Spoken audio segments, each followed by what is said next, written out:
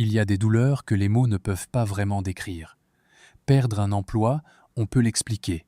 Une maladie, on peut la nommer. Mais être trahi par quelqu'un à qui tu avais tout confié, cette douleur-là coupe la respiration.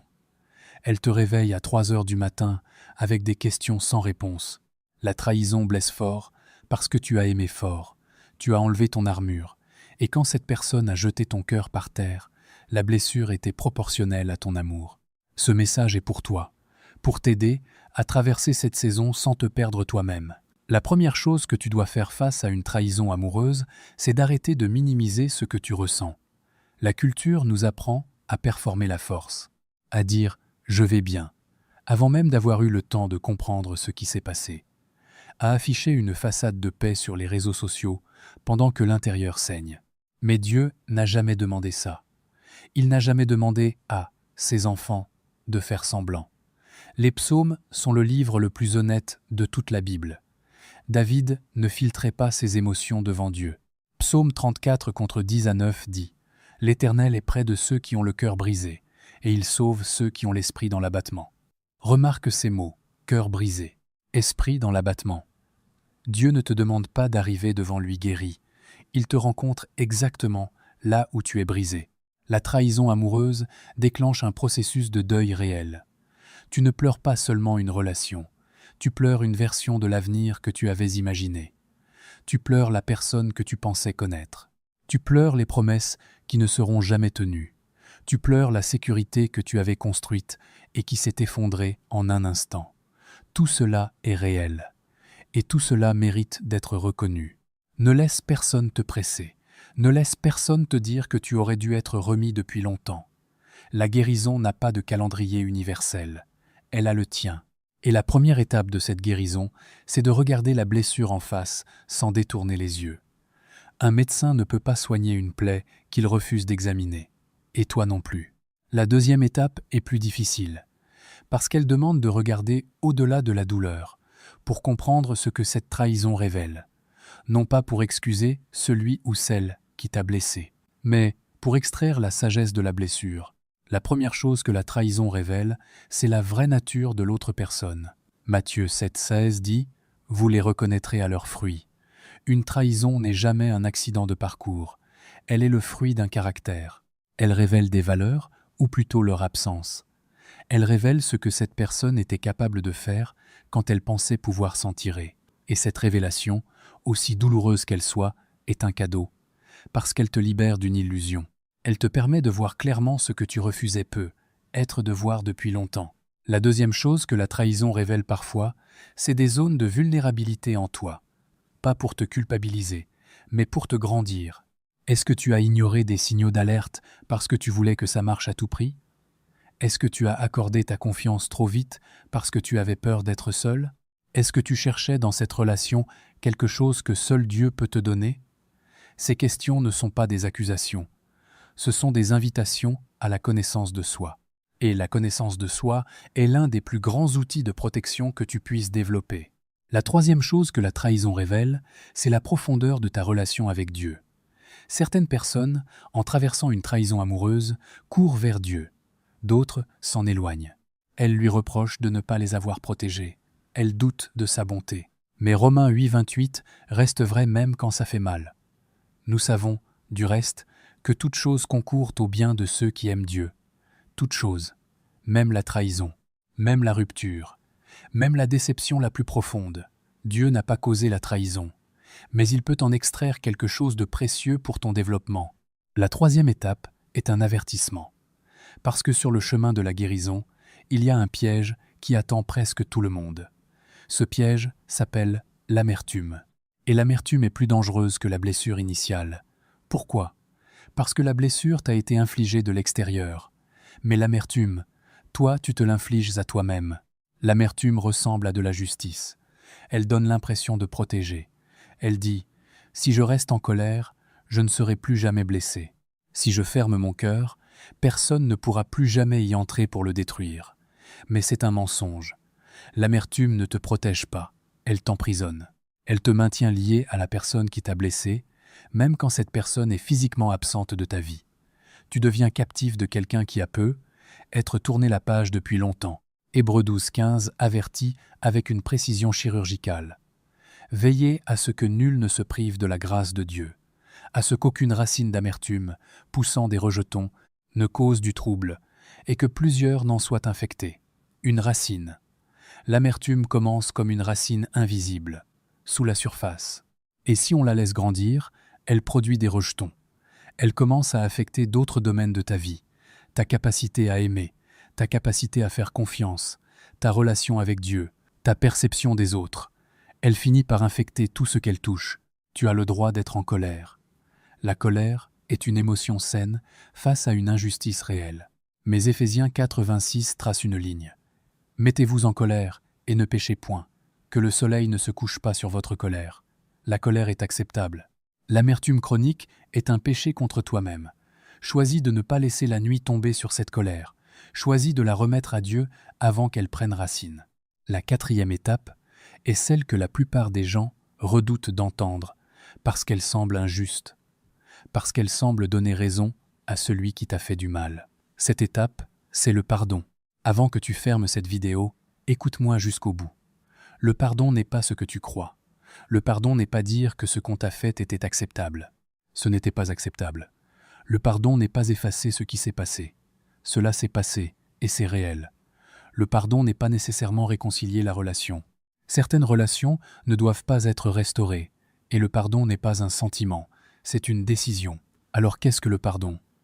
Le pardon, c'est te libérer toi. C'est couper la corde qui te lie encore à la personne qui t'a blessé. C'est dire « Je refuse de laisser ce que tu m'as fait continuer à gouverner ma vie, mes émotions et mon avenir. » C'est remettre la justice entre les mains de Dieu au lieu de la porter toi-même. Matthieu 10:8-20 et 1-22 racontent que Pierre a demandé à Jésus combien de fois il devait pardonner. 7 fois, et Jésus a répondu 70 fois 7. Ce n'est pas un chiffre littéral, c'est une invitation à un mode de vie. Un mode de vie où le pardon n'est pas exceptionnel, mais habituel. Pas parce que les autres le méritent, mais parce que toi, tu mérites la liberté. Colossiens 3:13 dit « Supportez-vous les uns les autres, et, si l'un a sujet de se plaindre de l'autre, pardonnez-vous réciproquement. De même que Christ vous a pardonné, pardonnez-vous aussi. » De même que Christ vous a pardonné, c'est le modèle. Christ n'a pas pardonné parce que nous le mérissions. Il a pardonné parce que c'était la voie de la restauration. Et ton pardon envers celui ou celle qui t'a trahi est ta voie de restauration personnelle. Le pardon peut prendre du temps, il peut être un processus. Il peut commencer par une décision de la volonté, avant d'être ressenti dans les émotions. Commence par dire à Dieu « Je ne suis pas encore capable de pardonner dans mes forces, mais je t'en donne la permission. Aide-moi à pardonner. » Et regarde ce que Dieu fera dans ton cœur. La 5e étape, c'est la reconstruction. Et la reconstruction commence par une question fondamentale. Sur quoi vas-tu te reconstruire? Beaucoup de personnes, après une trahison amoureuse, se reconstruisent sur la vengeance. Elles veulent prouver que leur ex avait tort de les sous-estimer. Elles veulent lui montrer ce qu'il a perdu. Et si cette motivation peut alimenter un élan temporaire, elle ne tient pas sur la durée, parce qu'elle te maintient encore en orbite autour de celui ou celle qui t'a blessé. Tu vis encore pour eux, juste différemment. D'autres se reconstruisent sur une nouvelle relation trop vite. Elles cherchent à combler le vide avec quelqu'un de nouveau avant même d'avoir guéri. Et elles transportent les blessures non traitées dans cette nouvelle relation, qui finit par en souffrir aussi. Une blessure non guérie cherche toujours à se répéter dans les nouvelles saisons. La seule fondation solide pour la reconstruction, c'est l'identité en Christ. Pas ce que quelqu'un pense de toi, pas ce que ton ex a dit de toi dans ses pires moments. Pas la définition que cette trahison essaie de t'imposer que tu n'es pas assez bien, pas assez aimable, pas assez digne. Ces mensonges ont besoin d'être remplacés par la vérité de qui Dieu dit que tu es. Ésaïe 43:4 dit « Tu as du prix à mes yeux, tu es honoré et je t'aime. Tu as du prix. » Pas parce que quelqu'un te l'a confirmé, pas parce qu'une relation a fonctionné, mais parce que Dieu lui-même le déclare sur ta vie. Et la trahison de quelqu'un d'autre ne peut pas annuler la déclaration de Dieu. Reconstruis-toi en investissant dans ta relation avec Dieu d'abord, dans ta santé émotionnelle, dans tes dons et ta vocation, dans tes amitiés saines, dans les projets que Dieu a déposés dans ton cœur et que tu avais peu, être négligé. Chaque pas que tu fais vers ta destinée est un pas que tu fais loin de la douleur, non pas en la fuyant, mais en la dépassant. La 6e et dernière partie est la plus importante, parce qu'elle parle de ce que Dieu fait pendant que tu souffres, pas après, pas quand tu seras guéri, maintenant, pendant les larmes, pendant le silence, pendant les nuits où tu regardes le plafond sans trouver le sommeil. Dieu travaille, et il fait beaucoup plus que tu ne le réalises. Regarde l'histoire de Joseph. Ses frères l'ont trahi, l'ont vendu comme esclave à des marchands étrangers, l'ont laissé pour mort aux yeux de leur père. Et Joseph n'a pas vécu cette trahison comme un bref épisode douloureux. Il l'a porté pendant des années dans la maison de Potiphar, des années dans une prison qu'il n'avait pas méritée, des années sans que le ciel semble répondre, des années où, humainement parlant, rien n'indiquait que la situation allait se retourner.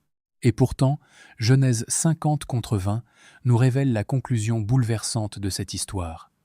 Vous aviez médité de me faire du mal. Dieu l'a changé en bien. Vous aviez médité de me faire du mal. Dieu l'a changé en bien. Ce n'est pas un slogan qu'on colle sur une image de coucher de soleil. C'est une déclaration forgée dans la réalité d'un homme qui a saigné, qui a attendu, qui a résisté au désespoir et qui a finalement vu Dieu tenir sa parole. Ce que quelqu'un t'a fait par malice, par égoïsme, par lâcheté, par immaturité, Dieu peut le transformer. Il ne t'a pas promis que tu n'aurais jamais mal. Il t'a promis que le mal ne pourrait pas avoir le dernier mot. Il peut prendre la plus grande blessure de ta vie et en faire le fondement de ta plus grande force. Il peut prendre la trahison qui devait te détruire, te réduire au silence, te faire douter de ta valeur et en faire le catalyseur exact de ta montée. Ce que l'ennemi a utilisé contre toi, Dieu peut le retourner pour toi. Mais tu dois rester dans le processus assez longtemps pour voir la transformation. Et c'est là où la plupart des gens abandonnent trop tôt. Ils quittent le processus juste avant la percée. Ils perdent patience juste avant que la saison tourne. Ils laissent l'amertume s'installer juste avant que Dieu révèle pourquoi il avait permis cette épreuve. Ne sois pas celui-là. Ne sois pas celle-là. Voici ce qui est nécessaire de ta part dans cette saison. Premièrement, la foi que Dieu est encore bon malgré ce que tu traverses. Pas une foi aveugle qui nie la douleur, mais une foi qui regarde la douleur en face et dit quand même « Dieu est bon, il n'a pas causé ceci, mais il peut en extraire quelque chose ». Cette foi est un acte de guerre contre le découragement. Deuxièmement, la patience de laisser. Son processus se déroulait sans forcer les choses. Joseph n'a pas essayé de s'échapper de prison par ses propres moyens. Il a servi fidèlement là où il était, même dans l'injustice. Et Dieu l'a promu au moment exactement prévu. Troisièmement, la décision consciente et quotidienne de ne pas laisser la douleur du passé écrire le récit de ton avenir. Chaque matin est une nouvelle décision. Je choisis de ne pas me définir par ce qui m'a été fait. Je choisis de me définir par ce que Dieu dit de moi. Jérémie 29-11 reste vrai même les nuits où tu pleures sans pouvoir t'arrêter. Car je connais les projets que j'ai formés sur vous, dit l'Éternel, projets de paix et non de malheur, afin de vous donner un avenir et de l'espérance. Un avenir, de l'espérance. Ce n'est pas ce que tu ressens en ce moment. Ce n'est pas ce que les circonstances semblent indiquer, mais c'est ce que Dieu a déclaré. Et la déclaration de Dieu est infiniment plus fiable que tes émotions les plus intenses, que les mensonges que la trahison a essayé de t'imposer et que les projections sombres que ton esprit construit dans les moments de douleur. La trahison que tu as vécue n'est pas la fin de ton histoire d'amour. Avec Dieu, ce n'est jamais la fin. C'est souvent le tournant, le moment charnière où tu quittes enfin ce qui n'était pas pour toi, ce qui te retenait sans te construire, ce qui occupait la place sans remplir le vide pour entrer dans ce qui est vraiment à toi. Le moment où tu cesses de t'accrocher à ce que Dieu t'a dit de lâcher pour avoir enfin les mains libres, le cœur libre, l'avenir libre, de recevoir ce qu'il a soigneusement préparé pour la prochaine saison de ta vie. Si tu lis ces mots avec un cœur brisé, sache ceci, tu n'es pas seul, tu n'as pas été oublié, et ta douleur n'est pas invisible. Dieu voit chaque larme que tu as versée, même celle que tu as versée seule, en silence, parce que tu ne voulais pas inquiéter les autres. Il a compté chaque nuit sans sommeil. Il connaît chaque question que tu n'as pas osé poser à voix haute parce qu'elle semblait trop lourde, trop complexe ou parce que tu avais peur de la réponse. Et il est là, pas comme un spectateur distant qui observe de loin, mais comme un père qui souffre quand son enfant souffre, qui ne reste pas indifférent à tes larmes, qui est touché par ce qui te touche. Tu vas guérir, pas du jour au lendemain, pas sans douleur sur le chemin. Pas de façon linéaire, il y aura des jours meilleurs suivis de jours plus difficiles, et c'est normal.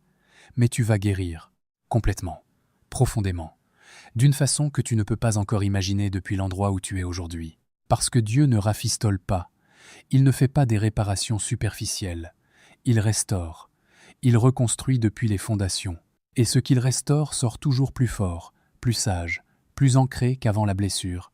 Psaume 147, contre 3 le promet avec une douceur qui guérit et une certitude qui tient.